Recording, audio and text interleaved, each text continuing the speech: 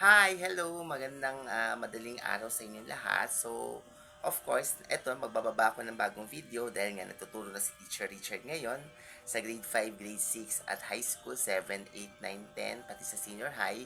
So, gusto ko magtalakay sa inyo tungkol sa lesson tungkol sa noun. So, ito ay tinuturo sa grade 5 pero dahil nga naman merong bagong mabaan DepEd, parang i-alternate natin siya kasi may source tayo ng book, meron tayong source sa DepEd.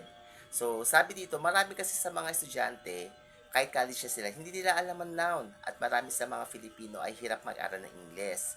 So, ang sabi dito sa book, a noun is a word that names a person, place, thing, or idea. Nouns are words that name persons, places, things, or ideas. To understand nouns better, they are grouped into several kinds. So, ano ba yung unang-una? Ito yung concrete and abstract nouns. So, concrete and abstract nouns. So, ang concrete, sabi dito, is a noun that names something that can be seen, heard, tasted, smell, or touch. So, may mga samples tayo dito na nagpapaliwanag ng concrete nouns. So, ang halimbawa, the lady drinks coffee while she reads a book. So, ang concrete noun na dahil nga naaamoy, na-smell, nahahawakan, naririnig, ay yung coffee. So, yun yung noun dahil nga naman na iinom. At yung book dahil nahahawakan. So, isa pa example, several teenagers went to the shop to buy some cake.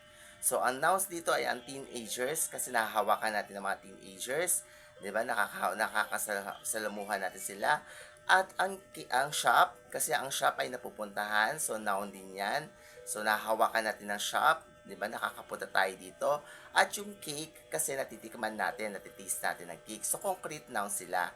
So ano naman yung abstract noun? So tawag dito yung abstract noun naman ay is a noun that names a feeling, idea, or a quality that cannot be seen, so hindi siya nakikita, heard, tasted, smelled, or touched.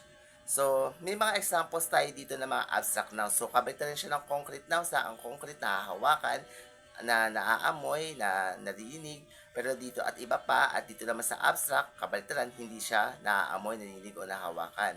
So, yun yun. So, example dito ay yung success can actually be achieved through hard work. So, ang success ay noun pero hindi siya nahahawakan. So, abstract noun ang success. At ang work ay isa ring abstract noun kasi hindi nahahawakan, narinig o naaamoy o natitikman ang work. O, sa pang-example, some people find happiness in peace and simplicity. So, ano yung noun? Happiness. Pero ang happiness ay abstract kasi hindi siya nahawakan, naaamoy, narinig. Ang peace, ganun din, noun din siya, pero hindi siya naamoy kasi idea sila. So, yun, hindi naamoy, nahawakan. And simplicity, isa din abstract noun kasi hindi rin siya nahawakan, naamoy, o narinig. So, I hope meron kayong natutunan kay Teacher Richard tungkol sa concrete at abstract na. So, tatandaan nyo, lalo sa mga experts sa grammar, sa experts sa language, sa English language, na meron tayong pagkakaiba sa yung several kinds ng nouns. So, yung concrete at yung abstract. So, maraming salamat. I hope may natutunan kayo. Bye!